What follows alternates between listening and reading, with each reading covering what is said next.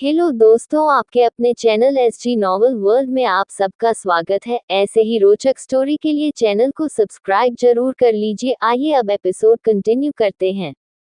Episode 161 रिश्ते खत्म करने। अविनाश ने अचानक से अक्षता की बॉडी में खुद को एंटर किया और अक्षता ने आंखें बंद करके अपने होंठों पर हाथ रख लिया, क्योंकि यह उसका फर्स्ट टाइम था और उसे बहुत ज्यादा दर्द हुआ। जब अचानक से उसे ये सब फील हुआ, अक्षता की आंख से एक आंसू बह गया और अविनाश ने अपनी स्पीड थोड़ी कम करते हुए अक्षता की तरफ देखा और कहा, आर यू फाइन? तुम रो रही हो तो बता दो। अगर कोई प्रॉब्लम है तो ये सब इतना भी जरूरी नहीं है। अक्षता ने अपनी आंख से आंसू साफ किया और अविनाश की तरफ देखते हुए उसकी गाल पर हाथ रख लिया और कहा, आप ऐसी बात क्यों कर रहे हैं? ऐसा कुछ भी नहीं है। वो बस मेरा फर्स्ट टाइम है तो इतना दर्द तो होना ही था, लेकिन अभी ठीक है, आप कंटिन्यू कीजिए। अक्षता की बात सुनकर अविनाश ने अक्षता के फोरहेड पर किस किया और उसके लिप्स पर पिक देने के बाद उसके दोनों पैर अपने कंधे पर रख लिए और अपनी स्पीड बढ़ा दी। करीब आधे घंटे के बाद अविनाश ने अक्षता के पैर नीचे करते हुए उसे पलट दिया और खुद बेड पर लेटते हुए कहा, अब तुम्हारी बारी। अक्षता अविनाश के ऊपर आकर बैठ गई और अपनी कमर हिलाने लगी। अविनाश ने अक्षता की कमर पर हाथ रख लिए और उसे किस करते हुए दोनों की आंखें बंद हो गई। अगली सुबह सिंघानिया हाउस। सभी घर वाले करण के साथ करण के मम्मी पापा और चाचा चाचा बैठे ब्रेकफास्ट कर रहे थे। करण ने ब्लैक कलर की पेंट और ग्रे कलर की शर्ट पहनी हुई थी। उसके पैरों में ब्लैक कलर के शूज थे। उसने हाथ में गोल्ड वॉच और एक छोटा सा ब्रेसलेट पहन रखा था जो गोल्ड का ही लग रहा था। राखी ने करण से कहा, आज कहीं जा रहे हो बेटा? करण, जी मॉम, पहले कोर्ट और फिर ऑफिस। आपको बताया था ना कि आज की डेट है। राखी जी करण की बात सुनकर चुप हो गई। युवांशी इस घर में जितना बखेड़ा खड़ा करके गई थी, उसके बाद कोई भी उसे याद तक नहीं करना चाहता था और ना ही उसका कोई नाम लेना चाहता था। सभी घर वाले ये भी जानते थे कि करण को भी युवांशी के जाने के बाद काफी तकलीफ हुई थी और युवांशी की वजह से भी वह काफी कुछ झेल चुका है। भले ही करण किसी को कुछ नहीं बताता, लेकिन राखी जी करण की माँ थी और एक माँ से ज्यादा उसके बच्चे को और कोई नहीं समझ सकता। करण ने भी आगे और युवांशी के बारे में कोई बात नहीं की और टेबल से उठते हुए अचिंत और अपने चाचा मनीष सिंघानिया से कहा, डैड, चाचा जी मैं थोड़ी देर से ऑफिस पहुंच जाऊंगा तो उसके पहले वाली मीटिंग आप देख लेना। मनीष, हाँ करण तुम जाओ, हम भी बस निकल रहे हैं। युवराज का घर। शिवांगी किचन में सबके लिए ब्रेकफास्ट के बाद चाय कॉफी बना रही थी। तभी आयशा वहां आई। आयशा ने लाल रंग की साड़ी और माथे पर बिंदी लगाई हुई थी। उसके हाथ में लाल चूड़ा और उसके गले में मंगलसूत्र था। उसने बालों को खुला रखा हुआ था। शिवांगी ने अक्षता को देखा और मुस्कुराते हुए उसके पास आकर अपनी आंख से उंगली से काजल निकाला और अक्षता के कान के पीछे लगाते हुए कहा, क्या बात है, मेरी बहू तो बहुत सुंदर लग रही है। अक्षता ने नजरें झुका ली और मुस्कुराते हुए कहा, माँ मैं आपकी मदद करूं क्या? ऐसे खाली बैठने की आदत नहीं है। शिवांगी, हाँ तो कोई बात नहीं बेटा, अभी कुछ दिन तुम्हें आराम करना है और अविनाश के साथ घूमना है। कुछ दिनों बाद तो सारा कुछ तुम्हें ही करना है। मैं तो बस बैठकर हुक्म चलाऊंगी और तुम्हारे हर काम में नुक्स निकालूंगी। इतना कहते ही शिवांगी हंसने लगी और उसकी बात सुनकर अक्षता भी हंसने लगी। तभी बाहर से युवराज की आवाज आई, शिवांगी मेरी चाय। अगर कहीं लेट हो गया तो आज मैं ऑफिस नहीं जाऊंगा। शिवांगी ने जल्दी से चाय ली और अक्षता और शिवांगी किचन से बाहर आ गए चाय लेकर। सभी चाय लेने लगे और तभी सबकी नजर सामने से कमरे से निकल कर आई युवांशी पर गई। युवांशी ने ग्रे कलर का सूट पहना हुआ था और बालों की चोटी बनाई थी। उसने माथे पर बिंदी लगाई हुई थी। आज अगर उसे कोई देख ले तो यही कहे कि शिवांगी ही है। युवांशी बिल्कुल शिवांगी की दूसरी कॉपी लग रही थी। शिवांगी ने युवांशी को देखकर बड़ी सी स्माइल की और युवराज की तरफ देखा। युवराज भी शिवांगी की बात समझ गया और उसने कहा, अरे वाह, आज तो हमारी बेटी बिल्कुल अपनी माँ की तरह लग रही है। अविनाश, मेरी और युवांशी की एक फोटो ले लो। शिवांगी, तुम कहाँ जा रही हो? युवांशी, युवांशी, कोर्ट जा रही हूँ मॉम, कुछ रिश्तों को हमेशा के लिए गंवाने। अविनाश ने युवांशी को देखकर स्माइल की, पर उसने कुछ नहीं कहा। अविनाश अपना फोन लेने लगा, तभी युवांशी ने उसके हाथ पर अपना हाथ रखते हुए उसे रोक दिया। युवांशी को ऐसे देखकर अविनाश ने पीछे हटते हुए कहा, चलो अक्षता, हम चलते हैं, हमें नाना नानी के घर जाना है। युवांशी ने आगे आकर अविनाश का रास्ता रोक लिया और कहा, कहीं नहीं जाना तुम्हें। तो अब क्या करने वाली है युवांशी? क्या फिर से होने वाला है कोई झमेला? आपको क्या लगता है, सोचकर बताओ जल्दी से। Episode 162 untitled chapter. Shivangi, Yuvraj और सभी घर वालों को लगा कि जरूर फिर से युवांशी अविनाश के साथ लड़ने झगड़ने वाली है। शिवांगी ने अविनाश और युवांशी के बीच में आते हुए कहा, बिल्कुल नहीं युवांशी, अभी तुम अविनाश को कुछ नहीं कहोगी। अब तुमने कुछ भी कहा तो मुझसे बुरा और कोई भी नहीं होगा। तुम कोई बहाना नहीं छोड़ती अविनाश से लड़ाई करने का और उसे ताना मारने का। अब तुम उसे कुछ नहीं कह सकती क्योंकि उसकी माँ यहाँ खड़ी है। मुझे लगा तुम सुधर गई, लेकिन तभी अविनाश ने ही शिवांगी के कंधे पर हाथ रख उसे कुछ भी कहने से रोक दिया और कहा, नहीं मॉम, आप कुछ मत कहिए, अभी ये कुछ नहीं कहने वाली। इतना तो मैं जानता ही, अपनी बहन को ये जरूर कोई और बात करना चाहती है। अविनाश की बात सुनते ही युवांशी हैरान हो गई, क्योंकि वो नहीं समझ पाई थी कि अविनाश से इतना ज्यादा अच्छे से जानता है। युवांशी सच में अविनाश से लड़ाई नहीं करना चाह रही थी। अविनाश की ये बात सुनते ही युवांशी की आंख से आंसू बहने लगे और उसने शिवांगी को साइड करके अविनाश के पास गई और उसके गले से लग गई। अविनाश, शिवांगी और सभी घर वाले हैरान थे, लेकिन अक्षता के चेहरे पर एक स्माइल भी थी। युवांशी ने ऐसे ही गले लगे हुए अविनाश से कहा, मुझे माफ कर दो अविनाश भाई।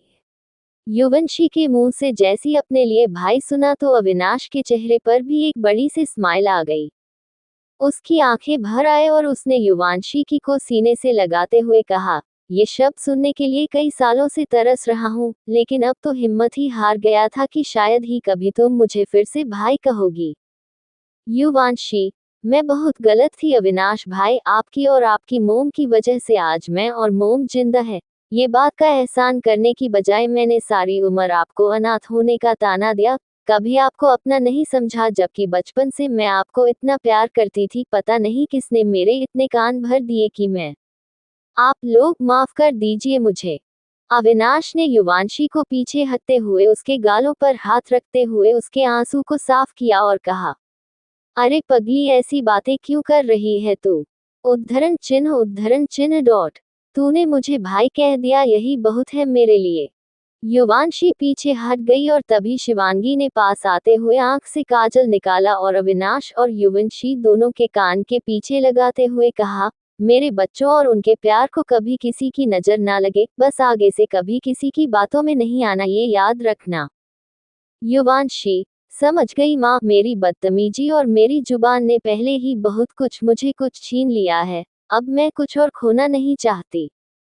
अविनाश, कुछ नहीं कहोगी तुम युवांशी, भाई हूँ तुम्हारा तो आप अपनी बहन की आंख में एक भी आंसू नहीं देखने दूंगा। तू चल मेरे साथ, तू अभी कोर्ट जा रही है ना डिवोर्स के लिए, तो तेरा भाई तेरे साथ जाएगा आज। शिवांगी, लेकिन अविनाश बेटा, तुम लोग जो कहाँ रहे हो? और अविनाश, प्लीज माँ, मुझ पर इतना विश्वास तो रख सकती है ना आप? अपनी बहन का कभी भी बुरा नहीं चाहूंगा मैं। हम लोग अच्छी खबर के साथ ही वापस आएंगे, आप चिंता मत कीजिए। शिवांगी कुछ कहती उससे पहले युवराज थे उसका हाथ पकड़कर उसे कुछ भी कहने से रोक दिया, क्योंकि वो चाहता था कि युवांशी, अविनाश और करण के बीच सब ठीक हो जाए। भले ही युवराज कुछ शो नहीं करता था, लेकिन तकलीफ तो उससे भी बहुत होती थी अपने बच्चों को ऐसे दुखी देखकर। युवांशी और अविनाश घर से निकल गए और शिवांगी घर के मंदिर में जाकर प्रार्थना करने लगी कि जो भी हो अच्छा ही हो। अक्षता भी उसे समझाने लगी कि सब ठीक ही होगा और युवराज ऑफिस के लिए निकल गया। थोड़ी देर में युवांशी और अविनाश कोर्ट के सामने पहुंच गए। कार से उतरकर वो वहीं खड़े थे कि तभी करण की बड़ी सी कार वहां आकर रुकी। युवांशी ने अविनाश को तरफ देखा। उस कार से करण बाहर निकला और उसके साथ उसके 2 बॉडीगार्ड भी थे। करण ने सामने युवांशी को देखकर अपना चश्मा उतार लिया, क्योंकि उसे युवांशी का ये रूप तो कभी देखा ही नहीं था। करण की आंखों के सामने तनुजा का चेहरा आ गया। करण ने उसे देखकर दूर से ही कहा, तनुजा। लेकिन वो युवांशी थी जो आज सूट में और भी ज्यादा खूबसूरत लग रही थी। करण धीरे धीरे उसकी तरफ बढ़ा और उसके पास आकर खड़ा हो गया। अविनाश ने करण की तरफ हाथ बढ़ा दिया मिलाने के लिए, लेकिन करण की नजरें तो युवांशी पर टिकी हुई थी। युवांशी भी करण की तरफ ही देख रही थी। तभी अविनाश ने खांसते हुए करण और युवांशी का ध्यान अपनी तरफ किया और करण से कहा, करण, हम लोग चाहते हैं कि वकील के आने से पहले एक बार तुमसे बात कर ले। देखो, ये बहुत बड़ा फैसला है। जिंदगी भर के लिए पछताने से अच्छा है कि पहले बैठकर आपस में बात कर ली जाए। करण ने एक नजर युवांशी की तरफ देखा और फिर अविनाश से कहा, सॉरी ब्रो, लेकिन अब कुछ कहने को बचा ही नहीं है। बहुत टाइम तक सहन किया हूँ तुम्हारी बहन को, इसे खुद पूछ सकते हो तुम। जबकि करण सिंघानिया ने आज तक किसी की ऊंची आवाज भी बर्दाश्त नहीं की और उसकी हरकत को नजरअंदाज किया, इसका बचपन समझकर। अविनाश, मैं मानता हूँ करण, युवांशी की गलती थी, लेकिन अब ये सुधर गई है। इसने सबसे माफी मांगी है और तुम इसे देखकर बताओ कि तुम्हें इसमें कोई बदलाव नजर नहीं आ रहा, और अगर कोई बदलना चाहे तो उसे एक मौका तो देना ही चाहिए ना। करण, लेकिन ये सब सिर्फ दिखाने के लिए है। ये फिर से दोबारा यही सब शुरू कर देगी। अब मैं और नहीं सह सकता। मुझे बस अब इस रिश्ते से आजादी चाहिए। उसकी बात सुनकर युवांशी शौक रह गई। Episode 163 entitled chapter. युवांशी के चेहरे पर जैसे कोई खामोशी छा गई। उसने सामने आकर करण के पास आते हुए कहा, नहीं करण, तुम ऐसा नहीं कर सकते। मैं तुमसे माफी मांगती हूँ। तुम कहो तो मैं तुम्हारे पैर पड़ती हूँ।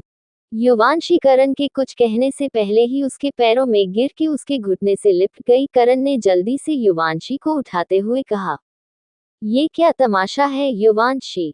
सब लोग देख रहे हैं। ऐसे करके क्यों अपना तमाशा बनवा रही हो? उद्धरण चिन्ह।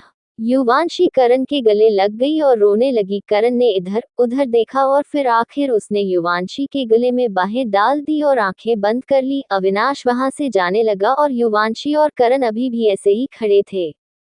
युवांशी ने रोते हुए कहा, बस करण, अब मुझे खुद से दूर मत करो। करण, हाँ तो तुम्हें हर वक्त सिर्फ और सिर्फ अपने मन की करनी होती थी। तुम्हें क्या लगता है मैं बहुत खुश हूँ? तुम्हारे बिना एक पल भी काटना मुश्किल हो गया था। युवांशी ने आगे कुछ नहीं कहा और करण और युवान जी ऐसी एक दूसरे के गले लगे रहे। युवांशी रो रही थी और करण का भी दिल भरा हुआ था, पर वो अपने आप को कंट्रोल कर रहा था। युवांशी रोने से बंद नहीं हो रही थी तो करण ने उसे कहा, अच्छा अब बस करो, ये रोना बंद करो। नहीं हो रहे हम अलग, हमेशा तुम्हारे साथ ही रहूंगा। अब पहले हम दोनों सिंघानिया हाउस जाएंगे और तुम वहां जाकर सबसे माफी मांगोगे, स्पेशली मॉम और डैड से, क्योंकि तुमने उन लोगों को बहुत हर्ट किया है।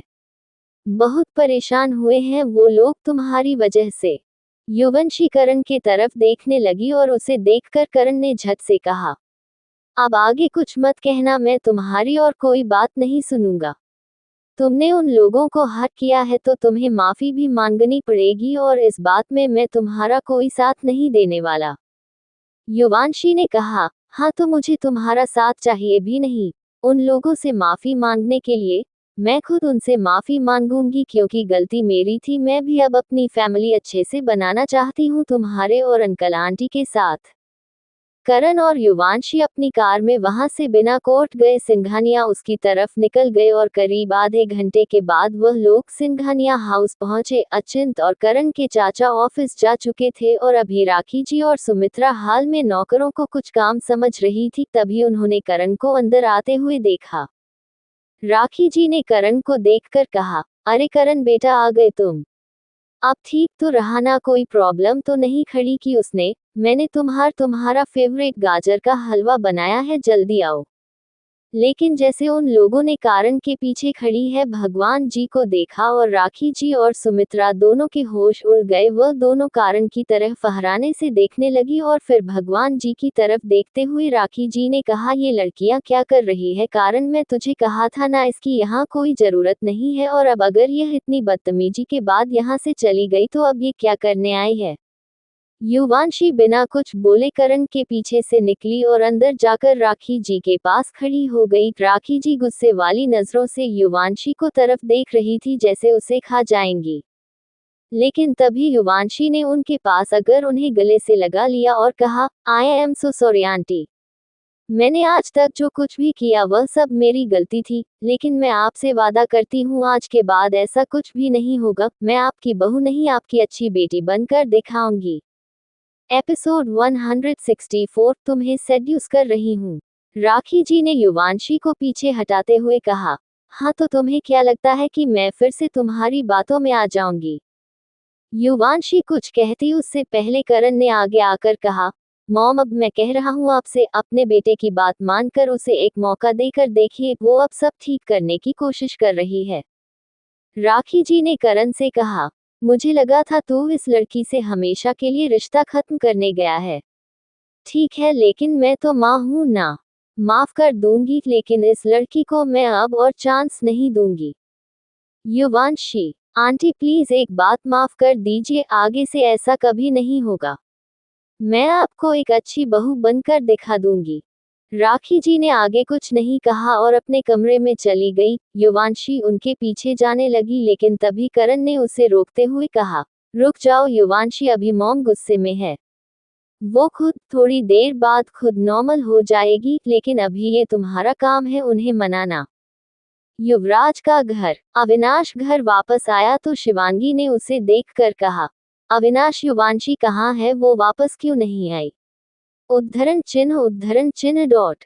तुम दोनों साथ में गए थे तो उसे क्यों नहीं लेकर आए बेटा? उद्धरण चिन्ह। अविनाश, अरे माँ आप क्यों टेंशन ले रही हो? कहीं नहीं छोड़कर आया आपकी बेटी को, वो गई अपने पति के साथ अपने घर, अब आप अपने बेटे पर ध्यान दो। अक्षता, ये तो बहुत अच्छी बात है, अगर वो सही से अपने घर चली गई तो। शिवांगी के चेहरे पर बड़ी सी स्माइल आ गई। शिवांगी ने खुश होते हुए अविनाश को गले से लगा लिया और अविनाश ने भी शिवांगी के गले से लगते हुए कहा, मॉम अब तो खुश है ना, आप यही चाहती थी आप? उद्धरण चिन्ह। शिवांगी, बहुत खुश हूँ बेटा। अक्षता भी वही खड़ी उन दोनों को ऐसे देखकर स्माइल कर रही थी। उन तीनों के चेहरे पर खुशी साफ नजर आ रही थी। आखिर आए भी क्यों ना, वो सभी यही चाहते थे कि युवांशी अपने घर खुश रहे और युवांशी की खुशी करण में ही थी। शिवांगी ने पीछे हटते हुए अविनाश और अक्षता से कहा, अच्छा अब तुम लोग आराम करो, मैं तुम सबके लिए कुछ मीठा बनकर लाती हूँ इसी खुशी में, उसके बाद मैं आज रात को अविनाश के पसंद का ही खाना बनाऊंगी। अक्षता भी शिवांगी के साथ आने लगी और कहा, मॉम मैं भी चलती हूँ आपके साथ, आपकी हेल्प करवा देती हूँ किचन में। शिवांगी ने अक्षता को इशारे से रोक दिया और कहा, बिल्कुल भी नहीं बेटा, तुम कैसे काम करोगी? अभी कल तो तुम्हारी शादी हुई है और पहले तुम्हारी रसोई की रस्म होगी, उसके बाद ही तुम किचन में कोई काम कर सकती हो। अभी तुम आराम करो, और वैसे भी अभी तुम्हारी में शादी हुई है तो एंजॉय और अपना हनीमून वगैरह प्लान करो।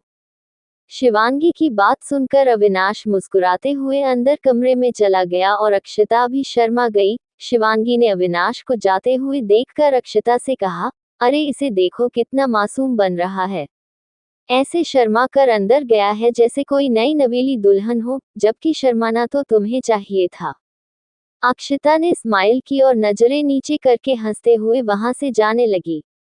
शिवांगी ने हाथ जोड़ते हुए कहा, हे भगवान तेरा बहुत बहुत शुक्र है, मेरा घर फिर से पहले की तरह हंसता खेलता हो गया। अब मेरे परिवार को किसी की नजर ना लगे बस, और कुछ मुझे नहीं चाहिए। मैं पहले युवराज को फोन करके सब बता देती हूँ, वो भी खुश हो जाएगा युवंशी के सही होने की खबर सुनकर।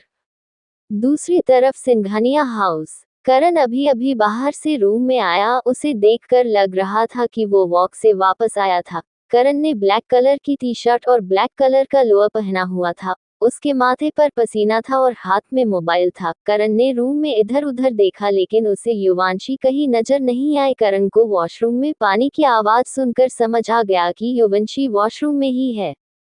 करण वही सोफे पर बैठ गया और फोन पर कुछ करने लगा। करीब 10 मिनट बाद जब युवांशी बाहर नहीं आई तो करण ने उसे आवाज लगाते हुए कहा, रेड रोज कितना टाइम लगाओगी?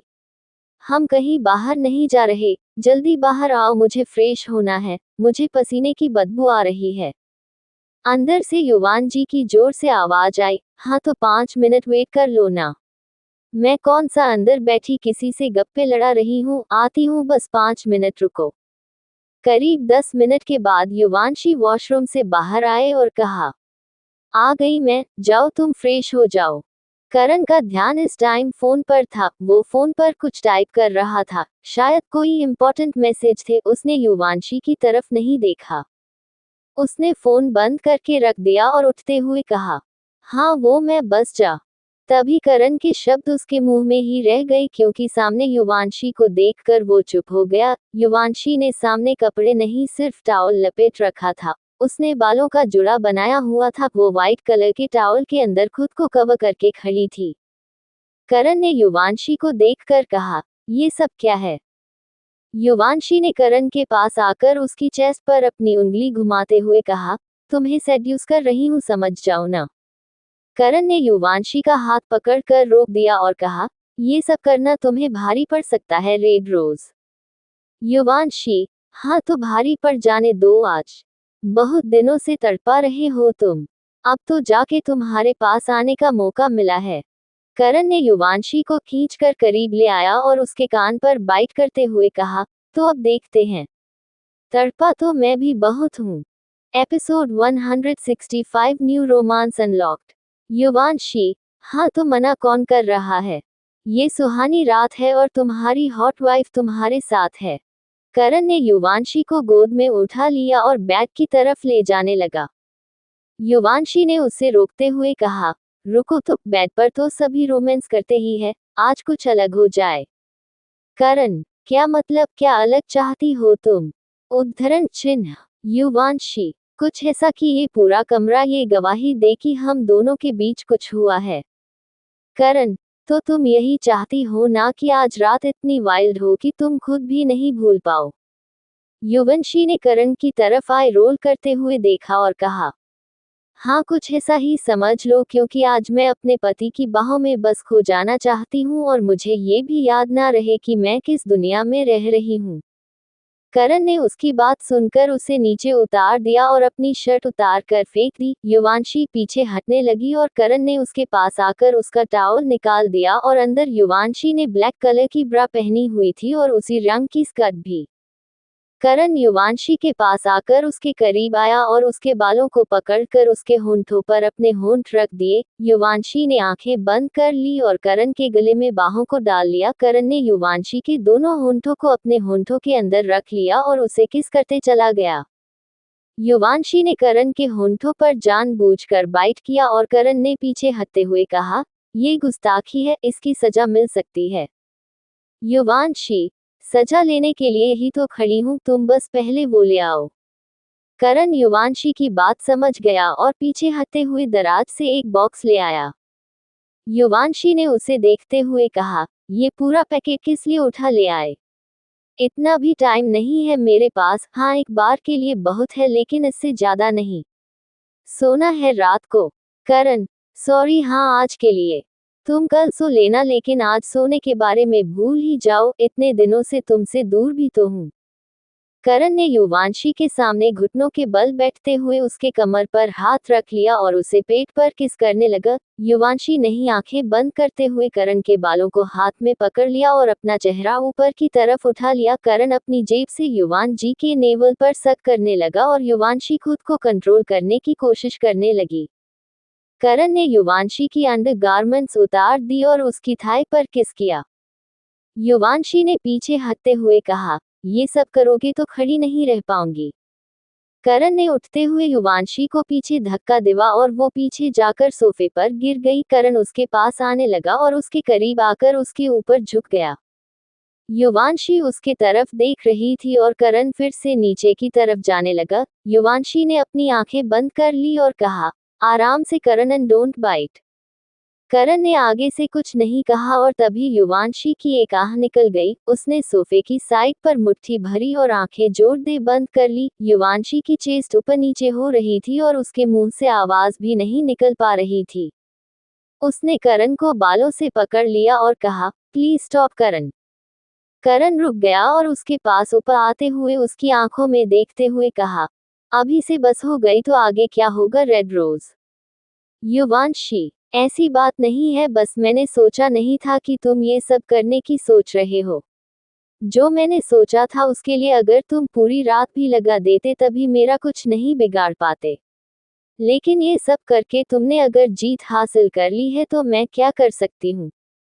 करणी मुस्कुराते हुए युवंशी के होठों पर अपने होंठ रखती है और उसे छोटी सी किस देने के बाद युवांशी के कान में कहा, मैं तो वह सब करने वाला हूँ स्वीटहार्ट जो तुमने कभी भी सोचा नहीं है, तो आज के लिए अपनी यह सारी सोच एक साइड पर रख दो और चुपचाप मेरा साथ दो।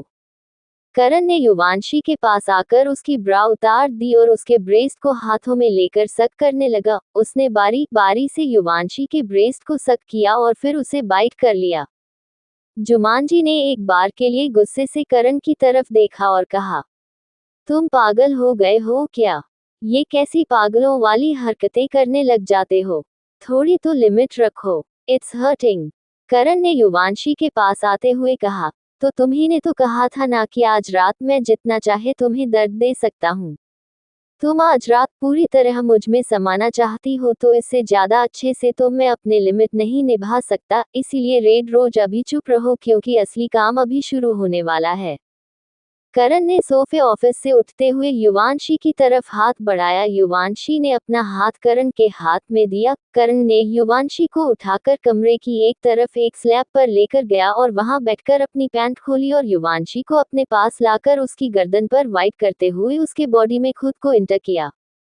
युवांशी ने आंखें बंद की और करण के युवांशी के साथ खुद को आगे पीछे करना स्टार्ट किया। युवांशी ने करण के कंधे पर हाथ रख लिया और करीब 3 घंटे तक वो दोनों कमरे में हर जगह अपने पैशन को जाहिर करते रहे, कभी बेड पर, कभी सोफे पर और कभी दीवार के पास। आखिर अब थे तो इंसान ही थककर दोनों बेड पर एक दूसरे की बाहों में सो गए। बाकी का नेक्स्ट एपिसोड नेक्स्ट पार्ट में कवर करेंगे। कहानी को लाइक शेयर कमेंट जरूर करें और प्लीज लाइक भी जरूर करें। Thank you.